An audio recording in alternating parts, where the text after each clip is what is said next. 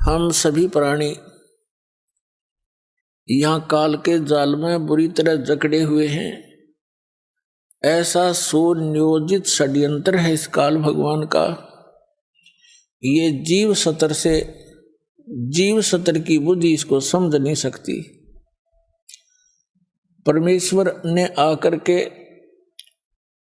स्वयं ये ज्ञान बताया कि तुम यहाँ रह रहे हो, ये तुम्हारा ठिकाना नहीं है और यहाँ कोई भी प्राणी सुखी नहीं है। और आप जी ने इस झूठे सुख को सुख मान रखा है। कौन से सुख को? किसी के पास संपत्ति हो गई ज्यादा, संतान हो गई, 2-3 अच्छा कारोबार हो गया, परमात्मा कहते हैं आपने इसी को सुख मान लिया। फिर हमें याद दिलाते हैं झूठे सुख को सुख कहे ये मान रया मन मोदे, ये सकल चबीना काल का कुछ मुख में कुछ गोदे। कबीर परमात्मा कहते हैं कि आप जी जिस लोक में रह रहे हो ये काल का लोक है, कसाई का, और ये प्रतिदिन 1 लाख मानव शरीरधारी प्राणियों का आहार करता है और अपने आहार के लिए ही आप जी को यहाँ जैसे कसाई बकरे पालता है, बकरियां पालता है, ऐसे आपको पाल रखा। ये आपको यकीन हो या ना हो, ये सच्ची बात समझ लेना। ये भगवान की बताई बात है, भगवान का दिया ज्ञान है और हम प्रतिदिन देख भी रहे हैं। ये कोई स्थान है? सारा जीवन हम संतान उत्पत्ति करते हैं, उनके प्यार में लाड में हम कितने मस्त रहते हैं, कितना अच्छा लगता है। 1 मिनट में या तो माँ मर जाएगी या बेटा बेटी मर जाती है। एक परिवार के 3-3 4-4 सदस्य एक्सीडेंट में या किसी अन्य हादसे में खत्म हो जाते हैं और फिर क्या है, क्या बचा उनके पास? एक बहुत ही दुर्दांत कथा अभी पीछे पेपरों में प्रकाशित हुई थी। यहाँ सिरसा सच्चा सौदा सिरसा वाले का कोई सेवक थे और सत्संग सुनकर आ रहे थे। उसके बताते हैं कितने 10-12 सदस्य थे, वो सारे के सारे मर गए, एक बूढ़ा जीवित रह गया। ये कोई जीवन है? तो परमात्मा हमें याद दिलाते हैं कि आप यहाँ कसाई के लोक में रह रहे हो और इसने आप जी को केवल इसलिए पाल रखा है जैसे कसाई बकरे पालता। उसका उद्देश्य क्या होता है? अंडरस्टूड है। और आपकी बुद्धि केवल जीव सतर की है, इसलिए परमात्मा ने आकर अपने बच्चों पर दया करी कि आप मेरी शरण में आओ। कबीर साहब कहते हैं फिर आपके ऊपर काल का जो प्रभाव है वो निरस्त हो जाएगा। फिर आप काल के मुख में नहीं जाओगे, आपको काल नहीं खा सकता। आपके बच्चों की सुरक्षा करेगा परमात्मा, आपकी सुरक्षा करेगा। यदि आपने इस गंदे लोक में भी कुछ भौतिक और सुख प्राप्त करना है तो भी परमात्मा कबीर जी की शरण में आकर आपको यहाँ का वो सुख भी मिलेगा, आपका परिवार भी सुरक्षित रहेगा। लेकिन इसमें सबसे प्रथम मर्यादा बताई है परमात्मा ने। कबीर साहब ने कहा कि जब तक हंसा हमरी आना और काल लगे नहीं तेरा बाना, पग पग पर यूं तक तक मारे काल अचानक बाणा। अचानक तीर मार देता है कोई भी कारण बना करके, ये मृत्यु कर देता है। कबीर साहब कहते हैं, जब तक हंस मेरी मर्यादा में रहेगा, इस नाम का निरंतर स्मरण करता रहेगा, सतनाम का, उस पे काल का अटैक नहीं हो सकता। तो पहले तो आपने ये भी देखना पड़ेगा कि जिन बच्चों को आप अपना मानते हो, आपका इनमें मोह ममता है, तो इनकी सुरक्षा के लिए भी परमेश्वर कबीर जी की शरण की आपको आवश्यकता है। अभी तक तो उस परमात्मा की इस यथार्थ भक्ति का कोई जानकार नहीं था, अब इस दास को भेज दिया है, अब इसका लाभ उठा लो।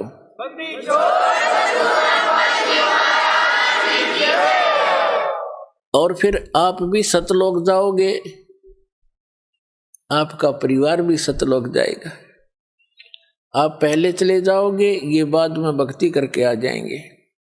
जैसे आपका यहाँ जुगाड़ जुड़ गया, ऐसे ही वहां जुड़ जाएगा सतलोक में, ऐसे ही परिवार हो जाएगा।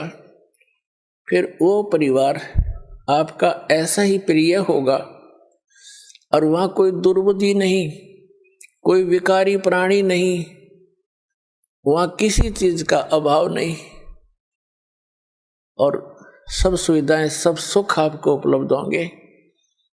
आपको जो यहाँ आप सुविधाएं खोज रहे हो, ये सारी सुविधाएं आपको सतलोक में प्राप्त होंगी, और वो सदा रहेंगी। तो उसके लिए आपने थोड़ी सी हिम्मत, प्रयत्न, संघर्ष सब करना पड़ेगा। जैसे हम जिस समाज में रह रहे हैं, वो इस तत्व ज्ञान से अपरिचित है। ऐसा जानो जैसे आप विद्यार्थी हैं, वो विद्यार्थी नहीं है। तो विद्यार्थी के लिए जो भी कार्य टीचर बताते हैं और विद्यार्थी उनको ठीक रेगुलर उनको कर रहे हैं, तो वो बच्चे सफल हो जाते हैं। तो जैसे आप जी विद्यार्थी, यदि विद्यार्थी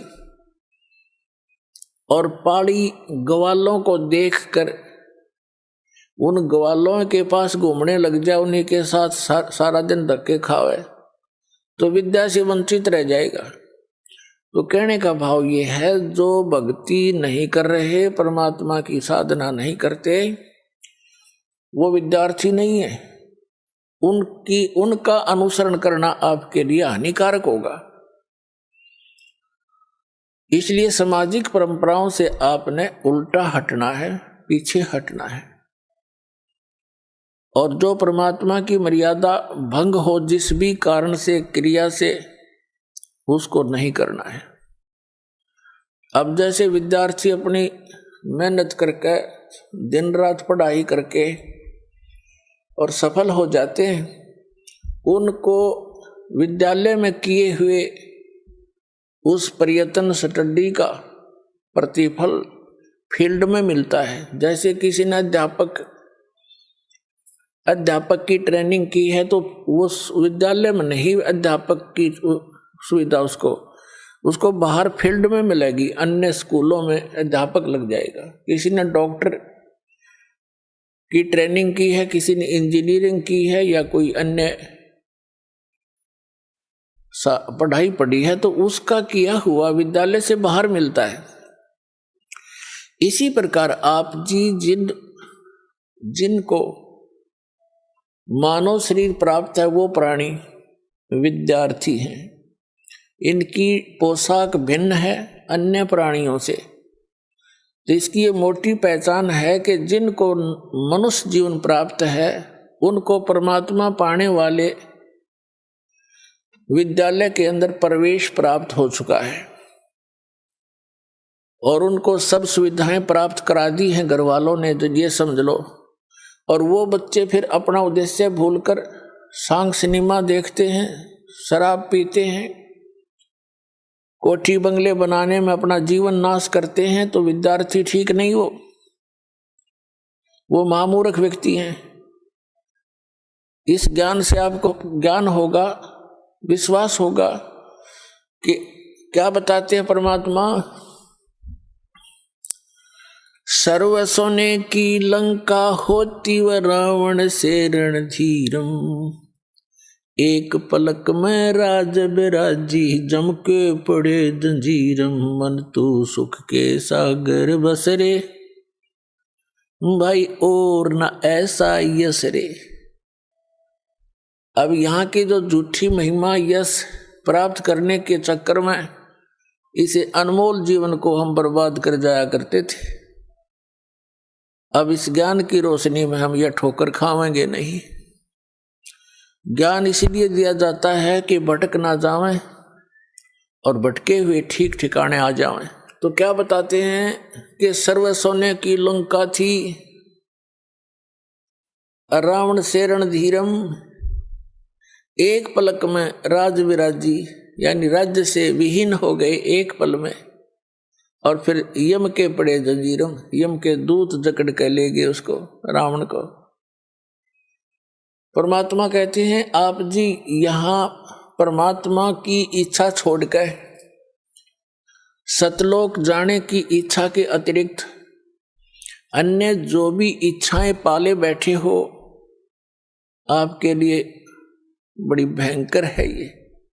आप बालक हो, परमात्मा कितनी बार आए हैं, असंख्यों बार यहाँ आ लिए अपने प्यारे बच्चों को इस कष्ट से निकालने के लिए, लेकिन काल भगवान ने, यहाँ के स्वामी ने हमारे को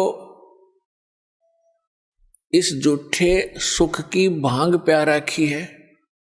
इस भांग के नशे में हम परमात्मा को ना पहचान पाते हैं, ना अपने कष्टों को कष्ट जान पाते हैं।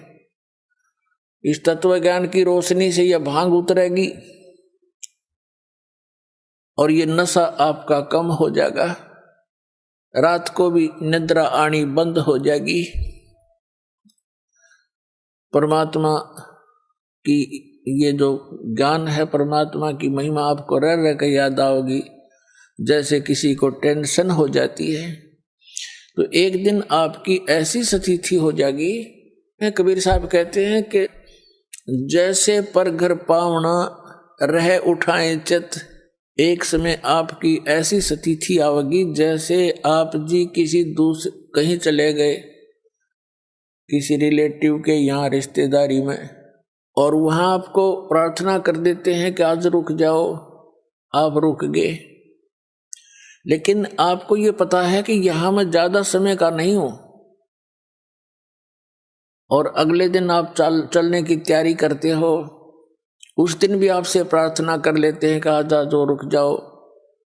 अधिक प्रार्थना से आप रुक अवश्य जाते हो, लेकिन आपका मन आपके घर पे पड़ा होता है कि वो करना था, ऐसे करना था, ऐसे करना था। तो परमात्मा कहते हैं जब आपको यथार्थ ज्ञान हो जाएगा, आपका यहां से मन उठ जाएगा। जैसे पर घर पावना, दूसरे के घर में मेहमान, रह उठाए चित, इस दास आपको उस कबीर गॉड गिवन ज्ञान से इतना परिपक्व करना चाहता हूं कि आपकी आस्था उस सतलोक में दृढ़ हो जा, और जहां आशा ता बासा होई, मन कर्म वचन सुमरियो सोई। पुण्यात्मा, हमने जो भी ज्ञान मिला उसके आधार से हमने उसकी आस्था की। अभी तक हमने श्री राम, श्री कृष्ण, श्री विष्णु भगवान, श्री शंकर भगवान, दुर्गा माता, तीर्थ व्रतों का ज्ञान हुआ तो हमारी उनमें आस्था हुई। उसी आस्था के आधार से हम यहाँ भटकते रहे। अब आपकी श्रद्धा, आपकी आस्था उस सतलोक में दृढ़ करनी है, और दृढ़ ज्ञान से होगी मुक्ति, इस नाम से होगी जो दास आपको देगा।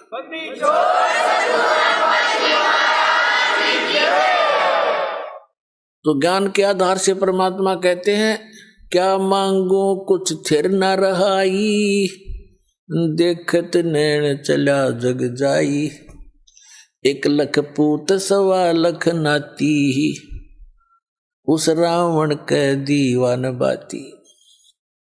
परमात्मा याद दिलाते हैं किसी के संतान नहीं है, वो केवल संतान की ही रट लगा रखी है, भगवान संतान दे, भगवान संतान दे।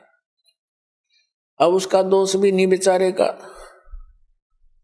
क्योंकि इस काल भगवान ने हमारे अंदर एक ऐसी प्रेरणा बना रखी है, ऐसा समाज बना रखा है कि पुत्र नहीं हुआ, संतान नहीं हुई तो कोई जीवन नहीं मनुष्य का।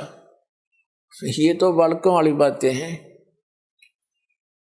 बिल्कुल काल की प्रेरणा, काल से रंगे हुए व्यक्ति ऐसी बातें करते हैं जिनको ज्ञान नहीं। और जो भक्त हो जाते हैं, जिनको ये ज्ञान हो जाता है, उसके बाद आपकी स्थिति ऐसी हो जानी चाहिए, जो राखे तो ही रहूं, हमरा के चारा और खाने जाद खरीद हूं गुलाम तुम्हारा, जो राखो त्यों ही रहूं, जो देवो सो खाऊं। तो परमात्मा की रजा में राजी रहना सीखना पड़ेगा अपने। जिनके यहां संतान नहीं है, तो अब इस परमात्मा के ज्ञान के आधार से वो बहुत ही खुशकिस्मत व्यक्ति है जिनका संतान नहीं है। पुण्यात्माओं, आज तक जो भगत और समाज का जो विरोध रहा, उसका यही कारण रहा है कि समाज की परंपराएं समाज के क्षेत्र की हैं और भक्तों की भक्ति का जो मार्ग है, भक्ति की जो परंपराएं हैं, वो समाज के बिल्कुल विपरीत होती हैं, जिस कारण से विरोध बन जाता है। जो एक आध बार सत्संग सुनता है तो ये कहता है कि वो तो संतान कोई भी अच्छे नहीं बताता। नहीं, ऐसी कोई बात नहीं। जो ज्ञान है दास वो बता रहा है, और ये ज्ञान है। अभी तक आपने केवल अज्ञान सुना है। अब जैसे एक लेवा एक देवा दूतम, एक समय सुखदेव ऋषि, उसको ज्ञान हुआ, मां के गर्भ में ही उसको ये चेतना होगी कि ये संसार बहुत भयंकर सथल है, और इसमें बाहर जाते ही ये तीनों गुण, रजगुण ब्रह्मा जी, सतगुण विष्णु, तमगुण शिव जी, इनके तीनों गुणों का प्रभाव जीव को मां के गर्भ से बाहर जाते ही हो जाता है। मां के गर्भ में इनका असर नहीं होता। उस समय इस बच्चे को, बेटा या बेटी को, अपने पूर्व जन्म की चिंता का भी चेतना रहती है। आगे उसके प्रारब्ध में के कष्ट आने उसको वो भी याद रहते, और बार बार यही रटना लगाता है कि हे भगवान, आपके ज्ञान को आधार बनाऊंगा, परम संत की खोज करके मैं मोक्ष कराऊंगा।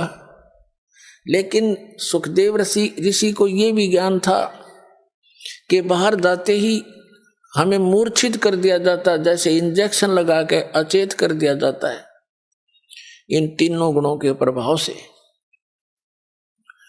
अब जैसे मिर्च का स्वभाव है, जैसे कई अज्ञानी कहते हैं कि ब्रह्मा विष्णु महेश गुण नहीं है, वो तो गुणी है। अरे मिर्च गुणी है, वो गुण तो मिर्चे का है। वो जो मुंह जला दे, आँखें में हाथ लाग जाए तो आंख कति कंडम हो जाए।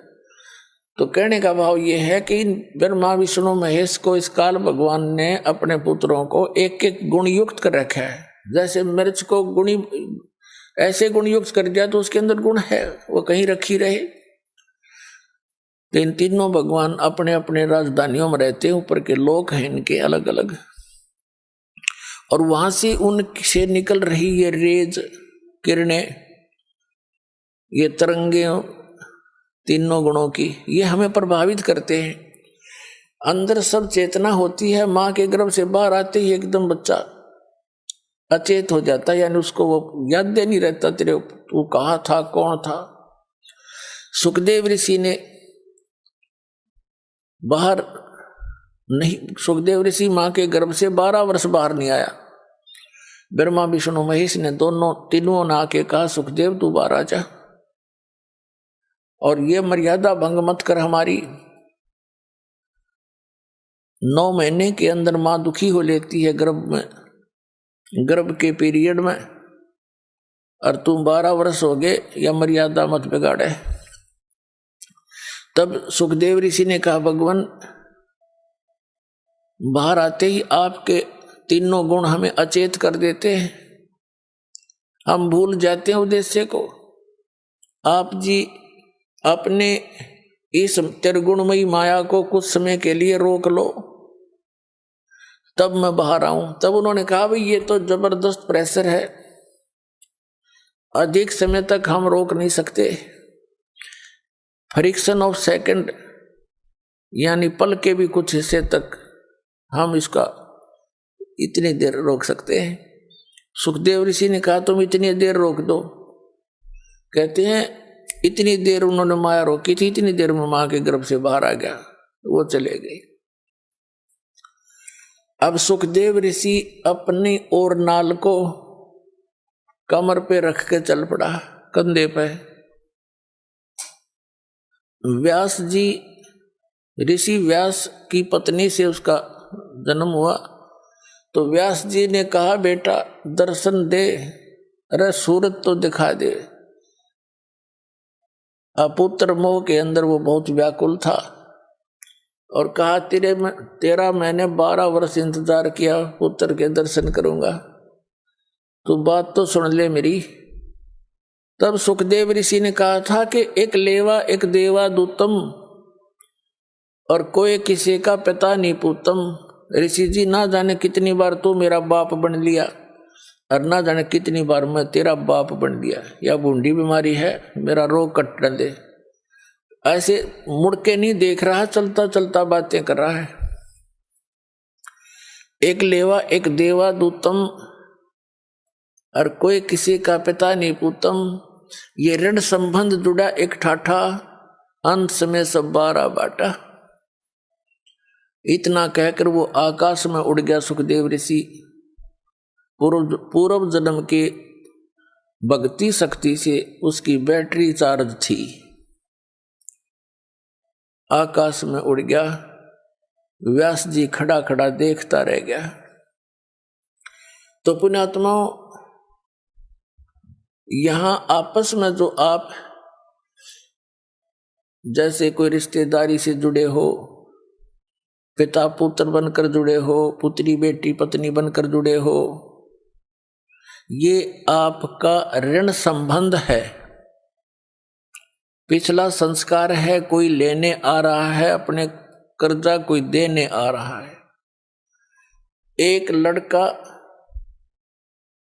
इतना लायक है, अपनी कमाई करता है, मजदूरी मेहनत जो भी करता है, और पिताजी शराब पीता है, तो वो पिता उस बालक से पिछले जन्म का कोई ऋण ले रहा है। एक ऐसा पिता है, सारी उम्र एक माया जोड़ता है, और पुत्र उसका फिर सिर फोड़ता है और शराब पीता है, गाड़ी खरीदने की जिद कर लेता है, यानी उसका नाश करा कर छोड़ है।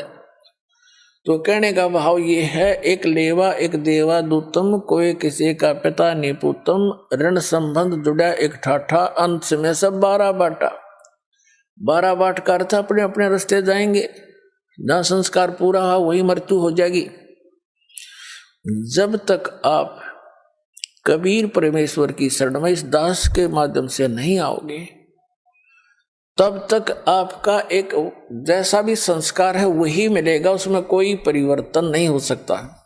तो उसके आधार से आप अपना केवल ऋण ही चुका रहे होते हो। बेटा मर गया, माता पिता भाई बहन सब शेष बचे हुए टक्कर मारते रहते हैं, मारे जाओ। अब वो तो आने से रहा, उसका समय पूरा हुआ, उसका ऋण खत्म हुआ, जितना लेना था वो लेकर चला गया। ऐसे बहुत सी कथाएं हैं जो कथाएं नहीं, सच्चाई है। एक व्यक्ति था, उसको एक पुत्र प्राप्त हुआ, उसकी पत्नी की मृत्यु होगी। उसने रीमैरिज की, उससे भी एक पुत्र प्राप्त हुआ, फिर दोनों की ही मृत्यु होगी। बड़े लड़के का विवाह कर दिया था, छोटा लड़का अभी छोटी आयु का था जो दूसरी पत्नी से प्राप्त हुआ था। तो दोनों की मृत्यु होगी, 2 बच्चे शेष रहे और बड़े लड़के का विवाह हो चुका था। कुछ दिनों के बाद वो छोटा जो लड़का था वो रोगी हो गया। उसके बड़े भाई ने, मौसी के बेटे ने बहुत कुछ इलाज भी करवाया कुछ दिन, और कुछ इलाज कराया। फिर उन दोनों के मन में दोष आ गया। किसके? उस बड़े भाई और उसकी पत्नी के मन में, कि हमारे हिस्से में, इसके हिस्से में लगभग 15-16 एकड़ जमीन है, मकान आते हैं, ये बीमार है, रोगी है, इसको कोई ऐसा विष दिलवा दे ये मृत्यु को प्राप्त हो जाए, क्यों पैसे खराब करे। उन्होंने उस वैद्य से संपर्क किया जो उसका ट्रीटमेंट कर रहा था, उसको लालच दे दिया कि उसने कहा मैं 500 रुपये लूंगा और इस काम न कर दूंगा। उसको 500 रुपये दे दिए। उसने ऐसी औषधि दे दी, विष डाल करके वो लड़का मृत्यु को प्राप्त हो गया। अब बात समाप्त हुई, भाई बच्चा बीमार था, मर गया, कोई ऑब्जेक्शन, कोई शंका किसी को नहीं हुई। लेकिन भगवान से कैसे छुपा देंगे हम? अब क्या होता है कि 1 वर्ष के बाद उनका पुत्र हो गया। 1 वर्ष के बाद उनको पुत्र हुआ और उस इकलौता पुत्र के लाड प्यार में न्यौछावर हो गए। अच्छा खाना खिलावे, बड़ा लाड प्यार से पाले। गिने दिनों में वो युवा हो गया। जब 16, 17, 18 वर्ष का हो गया तो उसका विवाह कर दिया। पहले बाल विवाह की प्रथा थी, तो विवाह कर दिया। विवाह होने के बाद वो बालक बीमार हो गया, रोगी हो गया, असाध्य रोग हो गया। अब वो तो अपना बेटा था, इसलिए इलाज कराना अनिवार्य था। सब जगह झाड़ फूक वालों से इलाज कराया, वैद्यों से महंगी को दवाई दिलवाई, आसपास सब जगह लुट पिट के फिर लुटपट लिए, लेकिन फिर भी रोग में कोई लाभ नहीं। और कुछ आधे से अधिक जमीन को भी सेल करके बेच के वो धन भी बच्चे के ट्रीटमेंट पर लगा दिया। एक दिन वो दोनों बैठे बैठे उस बच्चे के मुंह की तरफ देख रहे थे। चारपाई पकड़ चुका था, अस्थि पिंजर शेष था। तब उस लड़के ने आवाज लगाई कि भाई साहब मेरी बात सुनना। अब उसका जो पिता था वो पास बैठा था। उसने कहा कि बेटा मैं तेरा पिता हूं, मैं भाई नहीं हूं। उसने सोचा कि बच्चा इतना रोगी होने के कारण इतना हो गया कि मुझे पहचानना भी बंद कर गया। तब उस लड़के ने कहा कि तू मेरा भाई है और सुन ले बात सारी। तूने मुझे विष देकर मरवाया था और मैंने वो अपना ऋण चुका लिया है। आधी जमीन से भी ज्यादा तेरी बिक चुकी है और ईब तेरा और मेरा एक कफन और लकड़ी का हिसाब किताब शेष रह रहा है, वो इकट्ठी कर ले। मैं तेरा वही भाई हूं, तेरे पुत्र के रूप में जन्मया हूं। अब उनको आंखें खुल गई उनकी। कहने लगा भाई बात सुन,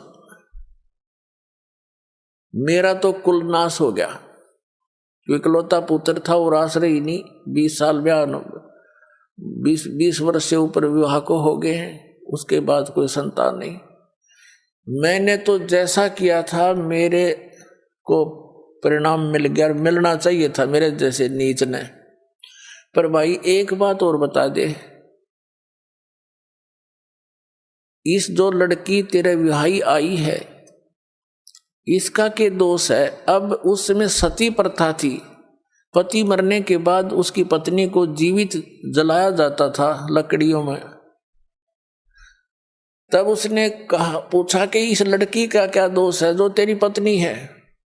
तब उस लड़के ने बताया कि वो वैद्य कहाँ है जिसने मुझे जहर दिया था, विष दिया था।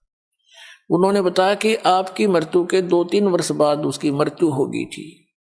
उस लड़के ने बताया कि ये मेरी पत्नी वो वैद्य है, इस दुष्ट को अब सजा मिलेगी। यूं कहकर वो प्राण त्याग गया।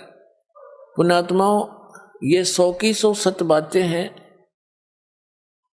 क्योंकि जब तक हमें परमात्मा का डर नहीं होता हम इनको कान्ना पर टाल देते हैं। कोई ये कह सोचता है कि वैसे कथाएं नहीं। कबीर साहब कहते हैं तुमने उस दरगाह का मैल नहीं देखा, धर्मराज के तिल तिल का लेखा। तो कहने का भाव ये है पुण्यात्माओं, फिर भी जो भी आपका ऋण संबंध जुड़ा है, परिवार है, बेटा है, बेटी है, माता पिता, भाई बहन है, अब इस ऋण को हमारे लिए तो ये भारी बात है। जैसे किसी का 1-2 लाख रुपया कर्जा हो, उसकी मित्रता किसी अच्छे सेठ साहूकार से हो जाए जिसका करोड़ों की संपत्ति हो, तो उसने उसके ऋण मुक्त करने में 2 मिनट लगेंगे। 2 लाख रुपया पकड़ा देगा, ले बेटा ले ले, हो जा तेरे जब दे दिए ना तो मत देना। ऐसे भी नेक पुरुष हुआ करते थे। तो ये समर्थ शक्ति कबीर साहब है। आपसे तो ये ऋण उतरा नहीं, क्योंकि जो विधान आपने अपना रखा है, जिस भगवान की आस लिए बैठे हो, वो तो कर आपका किया भोग कर ही समाप्त होगा, दुख भी और सुख भी, ऐसा नियम है। और इस परमात्मा का नियम है कि आपके पापों का नाश कर देंगे। पिछला संस्कार सब खत्म हो गया, वर्तमान का जो प्रारब्ध है उसमें परिवर्तन करेगा आपके में। आपके बच्चों को अपने कोटे से धन देगा, आपको प्यार दिलाएगा उनसे, क्योंकि बच्चों को ऐसा ज्ञान दे दिया जाएगा।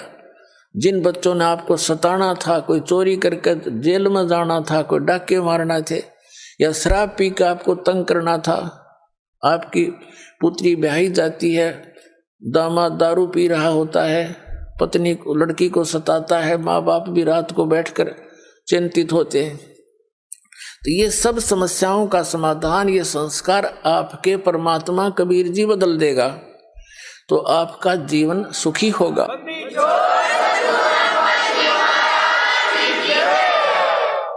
और रही बात जिनके संतान नहीं है,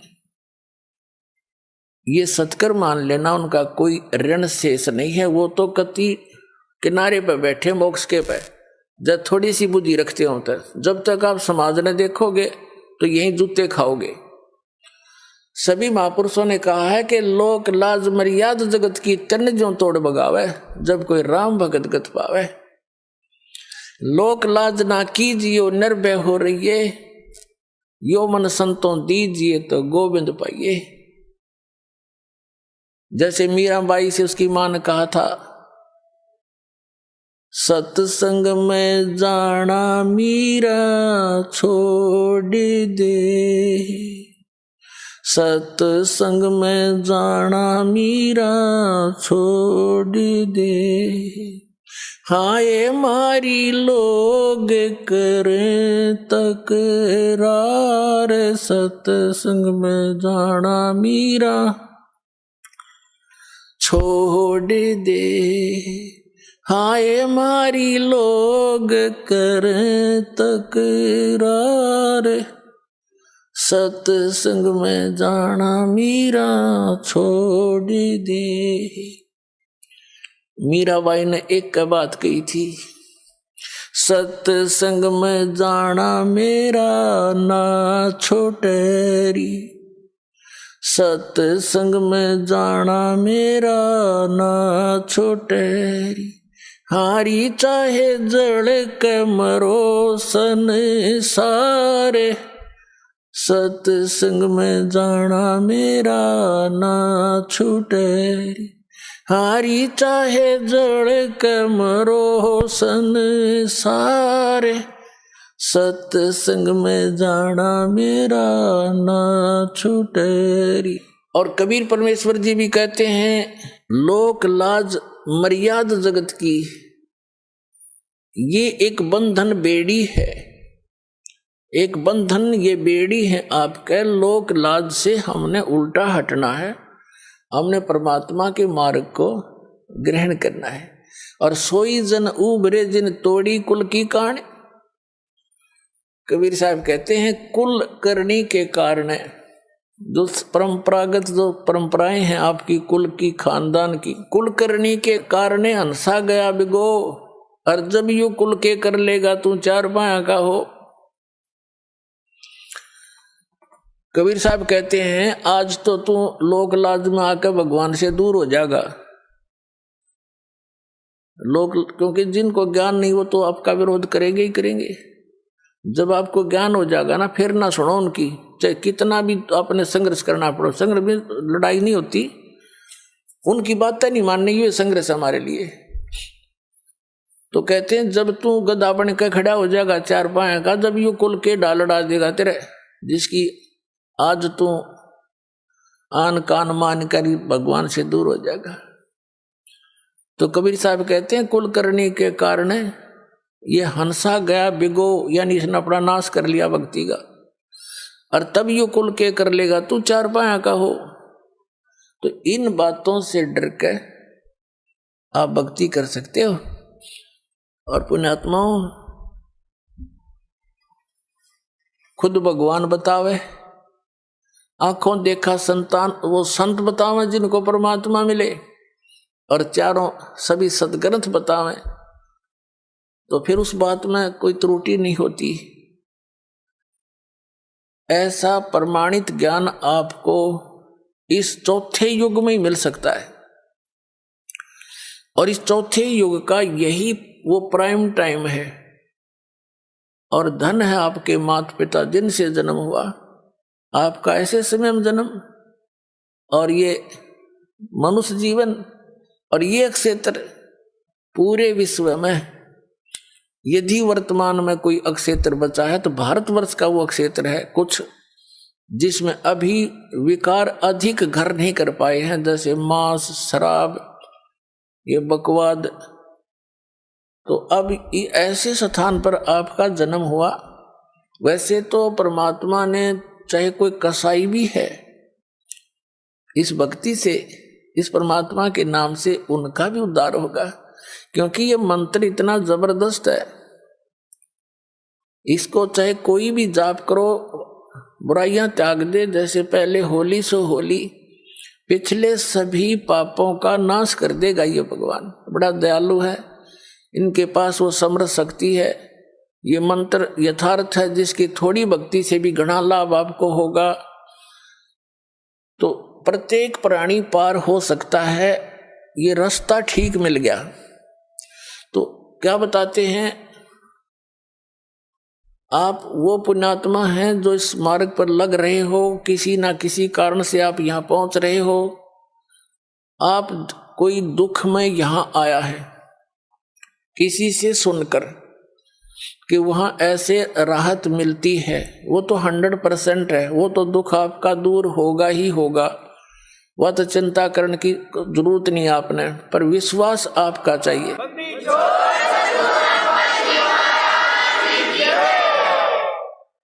और जब तक दुख दूर नहीं होंगे तो भक्ति में रुचि नहीं बन सकती, कभी भी नहीं बने। और जब आपके एक संकट निवारण होंगे, आपकी आत्मा गदगद होगी और अधिक भक्ति करने दिल करेगा। आपको विश्वास दृढ़ होना चाहिए, मर्यादा में रहना पड़ेगा। जिस दिन आप इन परंपराओं के उलझन से निकलकर सतमार्ग ग्रहण करके और मर्यादा में भक्ति करना प्रारंभ कर दोगे, उस दिन तो आपको गिनती नहीं होगी कितने सुख आपको देगा भगवान। कई भक्त तो जो सब जगह दुख पाकर, सब जगह भटक कर आए हैं और सब ठिकाने देख लिए, कहीं कुछ राहत मिली नहीं, तो वो तो समर्पित हो जाते हैं आते ही, उनको राहत भी तुरंत मिलनी प्रारंभ हो जाती है। जैसे अभी वैसे तो बहुत से भक्त हैं जिनको राहत मिल रही है। एक इधर बिहार साइड से एक MBBS डॉक्टर है, वो आए हुए हैं भक्त यहाँ पर। उसकी बिटिया को इतना भयंकर रोग सब जगह दिखा लिया उसने, सब जगह, क्योंकि पैसे भी बतेरे थे, खुद भी MBBS डॉक्टर था, सभी जैसे अपोलो वगैरह जो अपने दिल्ली के अंदर हैं उनमें भी, और बीमारी न्यो की न्यो सब इलाज करा लिया, ढेर सारी गोलियां खावे, पीड़ा ज्यों की तू। यहाँ आ किसी ने बता दिया दुखी प्राणी आ ही जात मान ही लेता है।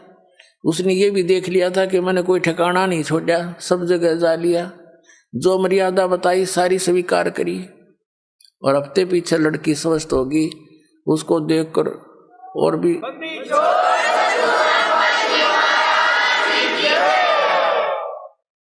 तो कहने का भाव ये, फिर वो जा करके उसने वहां बताया, सबने देखा, क्योंकि सब उसके मित्र प्यारे जहां वो क्लिनिक रखी थी वो सबको पता था कि लड़की बहुत दुखी थी। तो उसने उसको ये कह रहा था कि मैंने कई इंजेक्शन देने पड़ते थे डेली, पेन किलर के, फिर भी नहीं चिल्लाया करती थी। अरे यहाँ ते कह दिया था गोली दवाई मत देना, क्योंकि आपने जो कसर छोड़ नहीं रखी। उसी दिन से वो दवाई छोड़ दी थी उस बेटी ने, आज तक समझता है वो, 2-3 महीने की बात हो।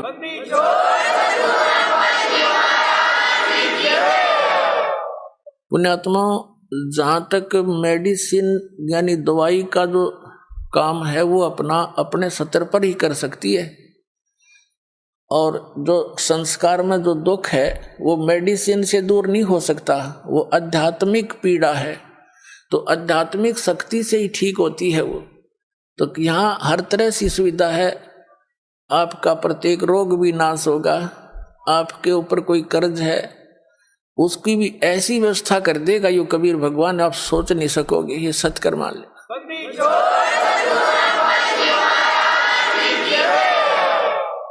जैसे 2 नंबर से जो कमाई करते हैं, हेरा फेरी करके, मिलावट करके, चोरी करके, रिश्वत लेकर, ये तो विष का काम करेगा आपके, एक दिन देख लेना। आपको पता नहीं, अभी तो देखम देखा लग रहे हैं सभी। एक व्यक्ति बता रहा था, कहने लगा जी नाम लेने से पहले मैं 10 रुपये की काम करूं था, 20 का नुकसान होया करता, और कर्जा हो गया।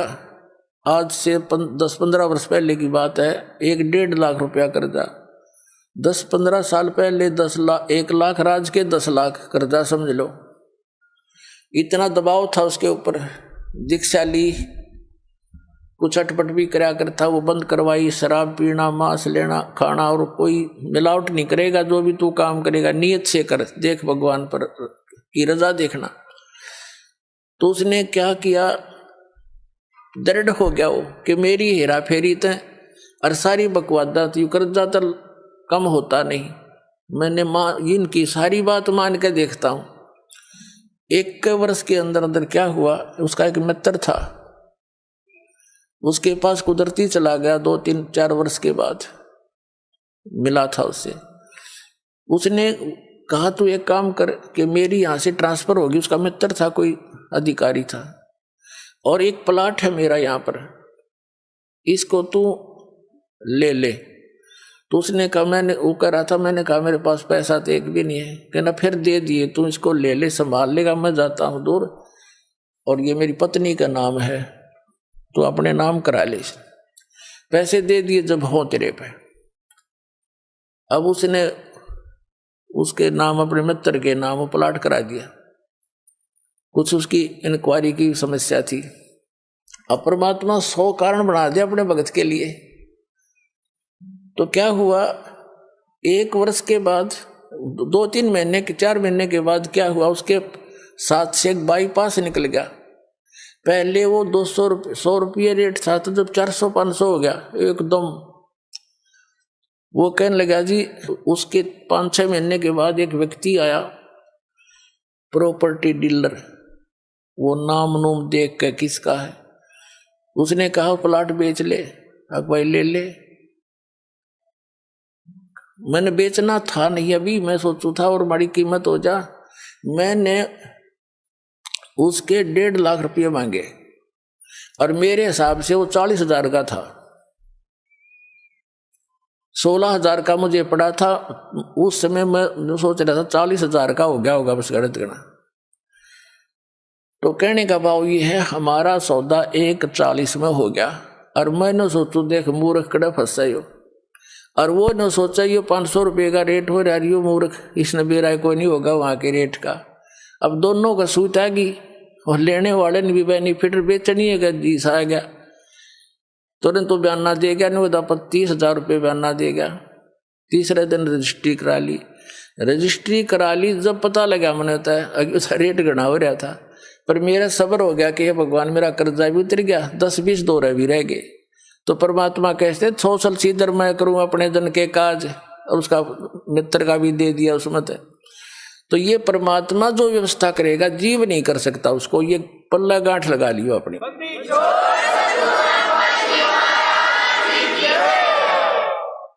तो पुण्यात्माओं, हम भगवान को छोड़कर अपनी दुर्बुद्धि के कारण जो गलतियां करते हैं वो हमें हानि करती है, लाभ नहीं। और अब रही बात, उसको इतना विश्वास हो गया, फिर तो माया वापस हटता है इंसान जब इसकी सच्चाई का पता लगता है।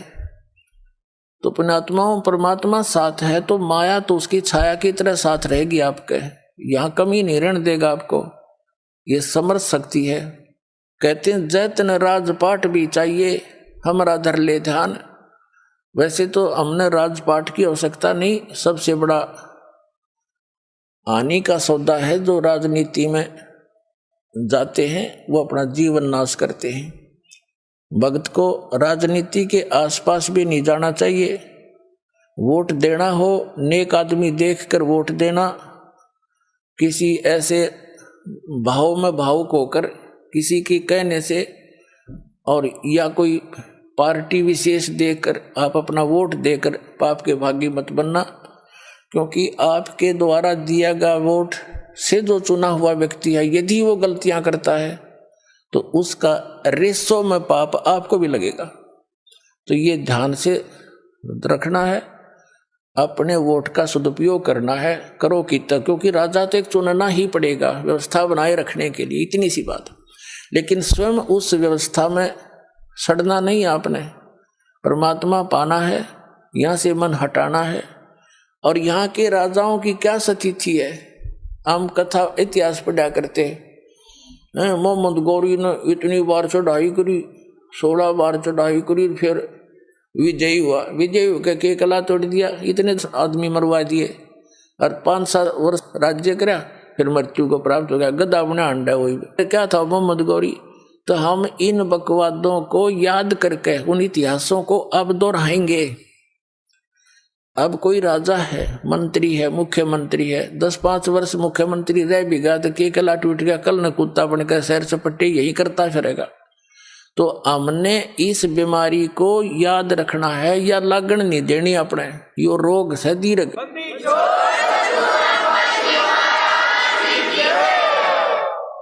अब जैसे क्या याद दिलाते परमात्मा, सर्व सोने की लंका थी वो रावण से रणधीरम, एक पलक में राज विराजी जम के पड़े जंजीरम, मन तू सुख के सागर बस रे भाई और न ऐसा यस रे। जैसे कोई अच्छा राजनेता हुआ है और उसकी मृत्यु के उपरांत उसकी यादगार में उसका स्टैच्यू बना दिया, मूर्ति कोई पत्थर पीतल की, 1 वर्ष में उसका सत्कार करने जाते हैं, राजनेता माला डाल देते हैं, दीप जला देते हैं, उसकी आरती उतार देते हैं, और शेष समय में मनमाना वही राजनेता और कौवा बड़का अपने स्टैच्यू पे ऊपर बैठ कर बीट करता हो सिर पे। बता के जस हुआ क्या ये सही है। इस झूठे लोक में यदि आपने सफलता पानी है तो इन यहाँ की मर्यादाओं की तरफ झांकना नहीं है, वही हमें हानि करती है। हम यहाँ के ठाठ बाट देखकर हम भी बह जाते हैं। तो परमात्मा कहते झूठे सुख को सुख कहे ये मान रहा मनमोद, ये सकल चबीना काल का कुछ मुख में कुछ गोद। ये सब काल का आहार है, काल व्यवस्था है। काल व्यवस्था से ऊपर उठेंगे तभी हम परमात्मा पाएंगे। अब क्या बताते हैं परमात्मा, क्या मांगो कुछ थिर ना रहाई, और देखत नैन चला जग जाई।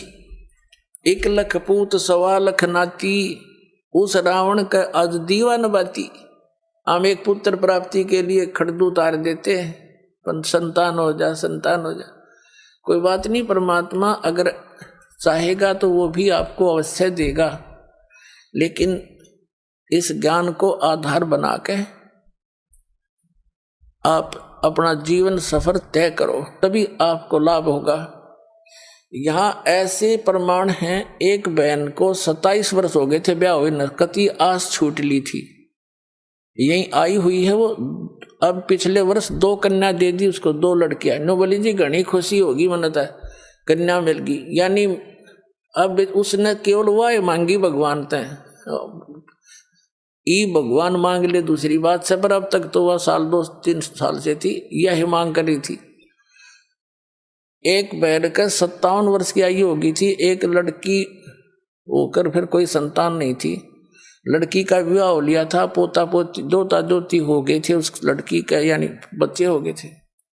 उसके बाद उसने नाम लिया, यह डिमांड रटलाई रखी, 57 साल की उम्र में लड़का दे दिया भगवान ने। अगले तो यो खिलौना मांगे।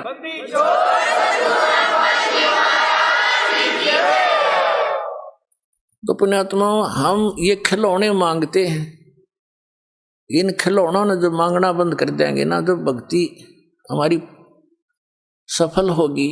कबीर साहब कहते हैं, होले सुहागण सुरता त्यारे, मालिक गिरी जाना है तो होले सुहागण सुरता त्यारे, मालिक घर जाना है तो होले सुहागण सुरता त्यारे, मालिक घर जाना है तेरा सोन सखर बरतार, मालिक घर जाना है।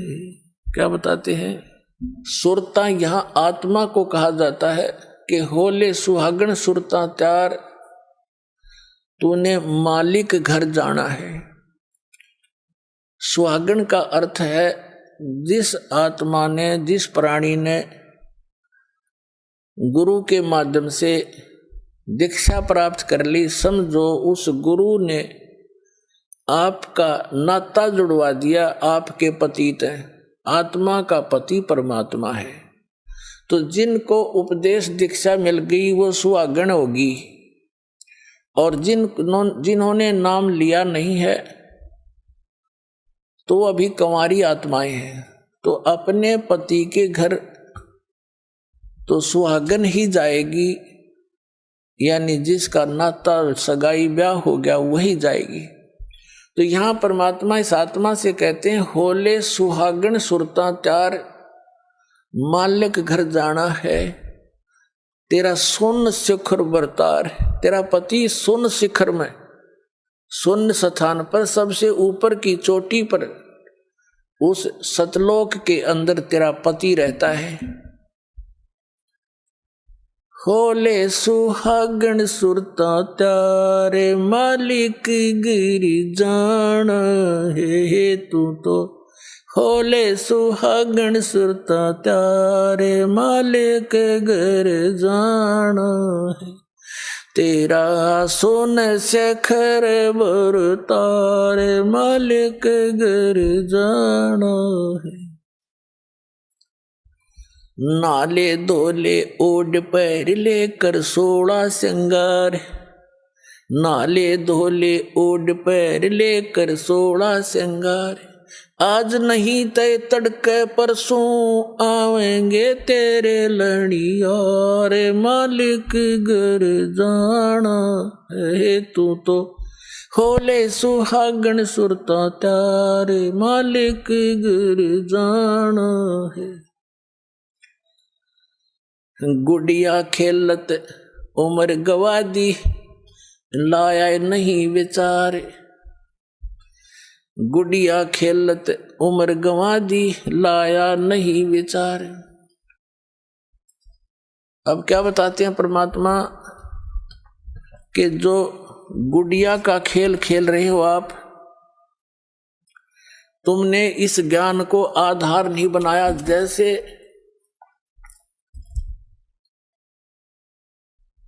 छोटे पहले समय में क्या होता था, बच्चों की पढ़ाई पढ़ोई नहीं होती थी, लड़कियां उनका केवल जैसे जब तक माँ के घर पर रहती थी तो अपने माता पिता के यहाँ अपना जैसा भी जिसका कर्म था वो कार्य किया करती थी।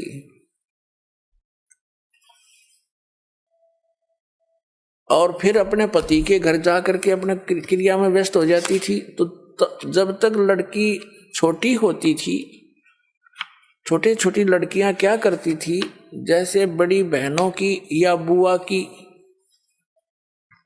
जिसकी शादी हो चुकी होती है उसके लिए पहले दहेज तैयार करा करते।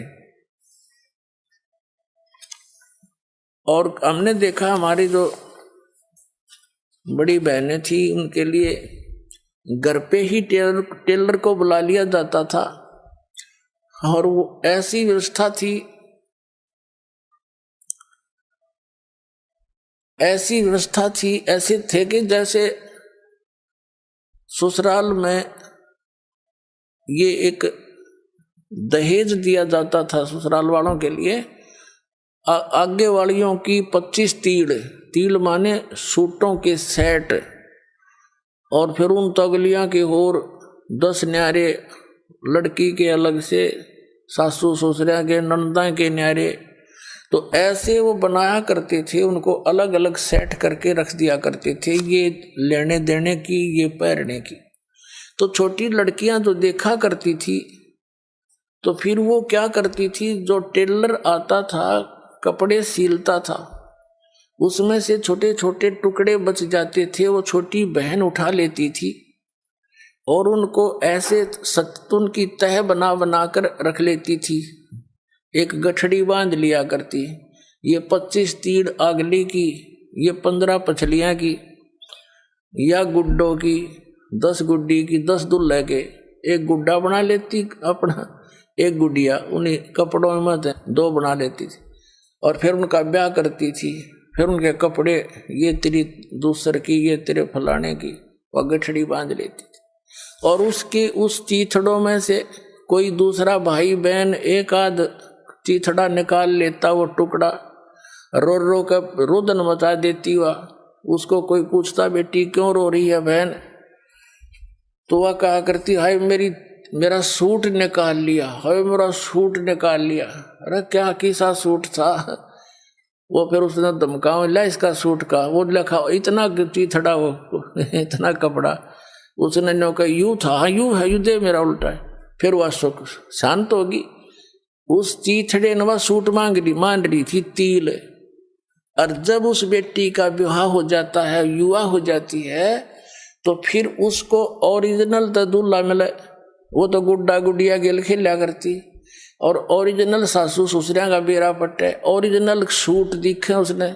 फिर उसको कोई ये कहे कि तू आजा गुड्डा गुड़िया का खेल खेल ले, सपने में भी ना खेल लेवा। तो पुण्यात्माओं, जब आपको उस सतलोक वाले दुल्हे का ज्ञान हो जाएगा, सब आत्माओं का एक का पति है, वो एक ही मालिक है। और फिर वहां जो सुख होगा, आप यहाँ संसारिक इन सुखों को, एक बेटा हो जाए, एक बेटी हो जाए, कार हो जाए, कोठी हो जाए, कहते ये तो गुड्डा गुड़िया के खेल हैं, और ये असंग जन्म हो गए तुमने खेल त्याने, ये गुड्डे भी समाप्त, तुम भी नष्ट, और फिर गधे गधी बनकर फिर धक्के खाते फिरो। अब क्या बताते परमात्मा, जिन बहनों की इस लोक लाज में आके, या वैसे विशेषकर बहनों को ज्यादा प्रेरणा रहती है, क्योंकि ये माइयां जो होती हैं, कोई ना कोई आकर उसके इंजेक्शन लगा जाती है, हे भगवान एक बालक तो चाहिए था इसके, वह ना चाहती ना फिर भी उमंग पैदा कर दिया उसके। और इस ज्ञान से पुण्यात्माओं यो कति नाश हो जाएगा जब थोड़ा सा ध्यान दोगे, सच्चाई से परिचित हो जाओ।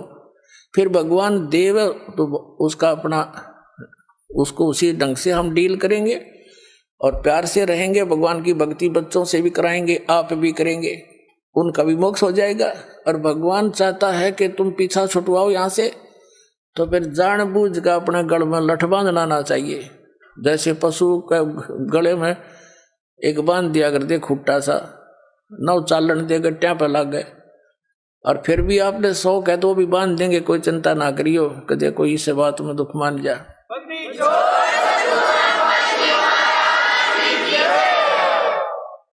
तो कहने का भाव ये है कि जो बहन, और परमात्मा चाहता नहीं कि बेटी को क्यों फांसी लाऊं, क्यों खाम का, इसका मुक्त ज्ञान समझ लिया, भक्ति कर ले, पीछा छुटवा ले। जो अनजान है, नहीं मानती, उनके भाग में है नहीं, भगवान से भी दूर हो जाती है वो तो ये उद्देश्य से लेकर आती हैं। और परमात्मा देखो, नीरू और नीमा नाम के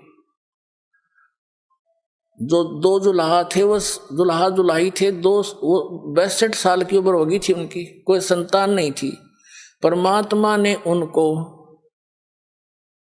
ये गले में लठ बांधना उचित नहीं समझा, उनके संतान नहीं दी, उन्हें सिर पटक लिया और स्वयं आगे बालक रूप धारण करके कमल के फूल पर प्राप्त हो गए। उनका वो दिल भी डांट दिया और उनका संस्कार भी मिटा दिया, क्योंकि वो तो समर्थ आगे, उन जरूरतें ना थी उनके आने। ऐसी परमात्मा गर्दिश का आगे उसका कमी क्या की रही थी। कबीर साहब जब नीरू नीमा कबीर साहब को उठा ले गए, अब पहले नीमा भी साथ हाथ बटाया करती थी कपड़े बुनने में। नीमा तो फिर सारा दिन कबीर परमात्मा को सीने से लगाए बैठी रहती, जहाँ जाओ साथ ले जाती। अब वो काम करता था अकेला, आधा काम रह गया, समस्या आने लगी रोटियां की भी। तो परमात्मा ने एक दिन क्या किया, बहुत चिंतित थी उसकी माँ भी, उसका मुंह बोली माँ, मुंह बोला पिता। जिस पालने में वो झूल रहे थे उसके नीचे कपड़ा बिछा रखा था, जिसने रुमाल सा बिछा देते बच्चे। परमात्मा ने पैर के साथ वो कपड़ा उठा दिया तो नीचे क्या देखा कि सोने की एक असरफी रखी थी। और परमात्मा ने, उन्होंने जब उठाई तो आकाशवाणी कर दी दाता ने खुद ही कि नीमा किसी को बताना नहीं, अपने रोजगार वास्ते इसको प्रयोग कर लेना, बाकी का धर्म पर लगा देना। अब उसने अपने पति को बताई कि आकाशवाणी हुई ऐसे ऐसे, भगवान ने दया करी, बड़ी देख बच्चे के कपड़े के नीचे हमें एक सोने की मोहर मिल गई, यानी 10 ग्राम सोना, आज तो 30,000 का 40 का हो रहा है। तो उन्होंने उस दिन से उनका निर्वाह भी, वह समस्या भी हल कर दी परमपिता ने। फिर जब कबीर साहब हो गए 5-10 वर्ष के, तो उसने एक दिन अपनी सहेली को बता दी या समस्या होती है, तो सहेली को बताई कि तुम कहाँ से मिलता है तुझे ये पैसा, कि उसने बताया ये लड़का ऐसा भगवान आ रहा है, इसके कपड़े का नीचे पावर डेली हमने, अगले दिन ना पाया, हो गया बंद काम। फिर परमात्मा, वो तो लीला थी उनकी, फिर जब समस्या देखी तो आप भी कपड़ा बुनने लगे। तो कहने का भाव दास का ये है कि उस परमात्मा ने उन प्यारी आत्माओं को इस दलदल में धसने नहीं दिया, संतान नहीं दी, ना तो संतान इतनी दे दे संभड़ी भी ना जा थारे बात जुड़वा दे भगवान तय। तो उनका उद्देश्य ये है कि तुम यहाँ से पीछा छुटवा लो, और ये तो असंग जन्म हो गए, तुमने खिलौने, इन खिलौना तो खेलते ने, ना ये खिलौने रहते ना तुम रहते। तो पुण्यात्माओं, आपका सौभाग्य है, आपको ये अनमोल वचन, अनमोल ज्ञान सुनने जोगा बनाया। पहले तो भगवान ने आपको विद्वान बनाया, शिक्षित किया, और दास को इसका जानकार बनाया। आज आपके रूबरू ऐसा बना दूंगा जैसे पहली का कहता हुआ, अगर वेद गीता और पुराणों को आप याद रखोगे। बोलो सतगुरुदेव।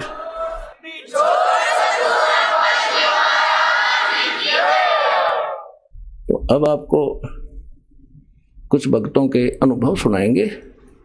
जिनको परमात्मा से प्राप्त जो लाभ हुए हैं वो अपने मुख कमल से बताएंगे, सुनिएगा। सर नमस्कार। सत साहेब। सर क्या शुभ नाम है आपका? मेरा नाम प्रकाश लाल सिंह पवार। सर कहाँ से आए हैं आप?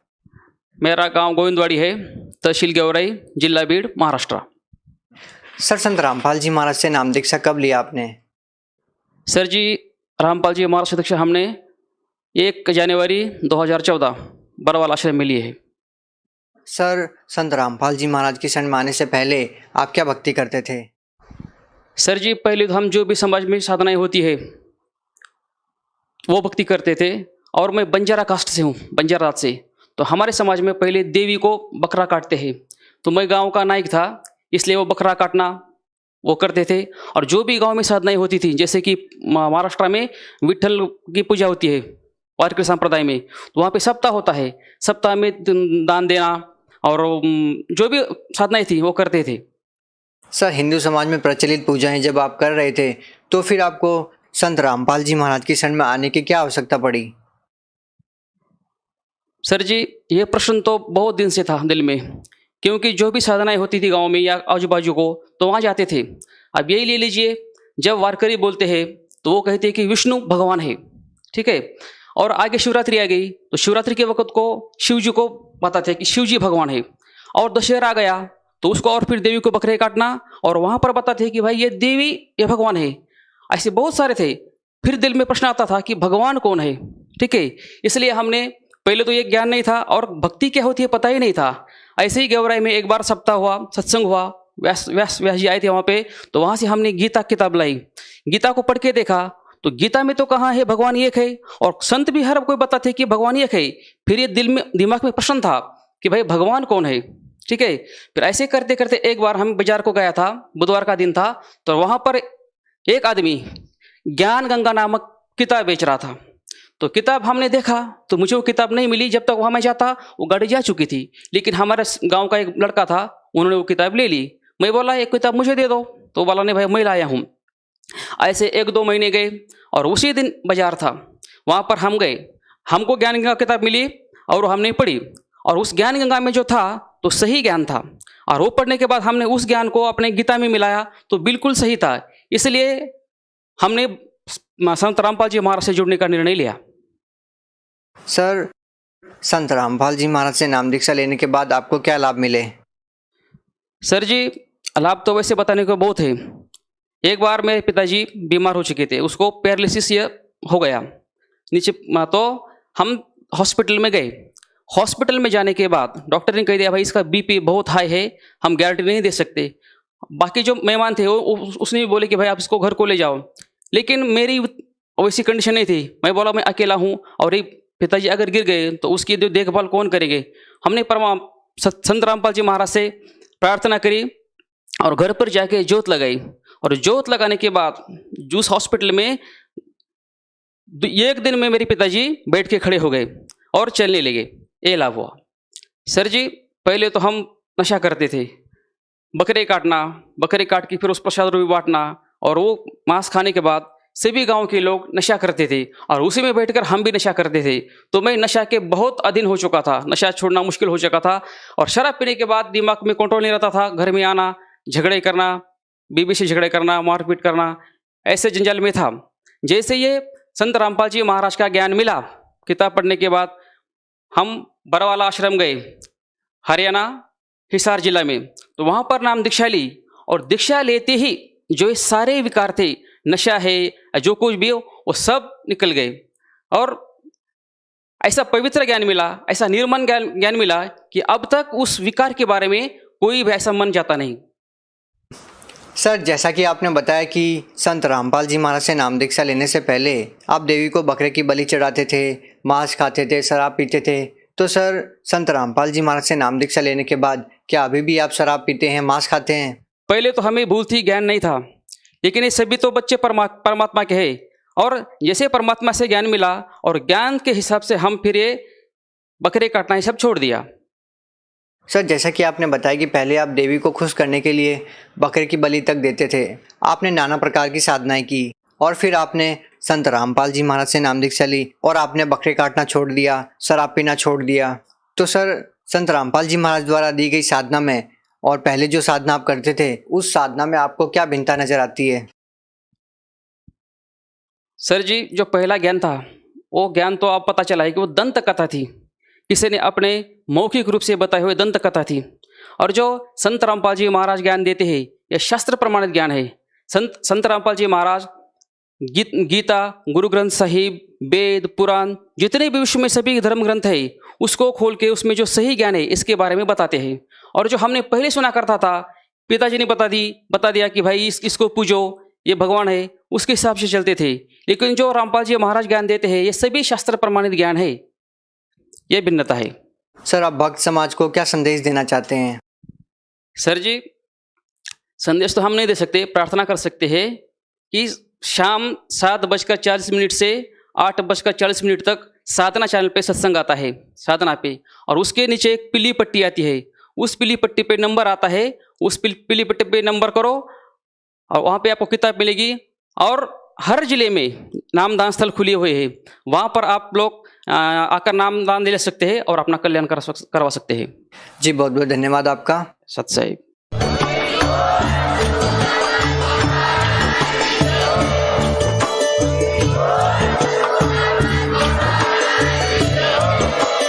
आप सुन रहे थे जगत गुरु तत्वदर्शी संत रामपाल जी महाराज जी के मंगल प्रवचन। अधिक जानकारी के लिए विजिट कीजिए हमारी वेबसाइट www.jagatgururampalji.org। संत रामपाल जी महाराज जी के शुभ आशीर्वाद से पूरे विश्व भर में 500 से भी ज्यादा नाम दीक्षा केंद्र हैं, जिन पर संत रामपाल जी महाराज जी द्वारा ऑनलाइन निःशुल्क नाम दीक्षा दी जा रही है। अपने नजदीकी नाम दीक्षा केंद्र का पता करने के लिए संपर्क करें 8222880541। सत साहिब सभी भक्तों को, जो लोग भी मेरे चैनल में पहली बार आए तो चैनल को सब्सक्राइब, वीडियो को लाइक और वीडियो पूरा जरूर देखें।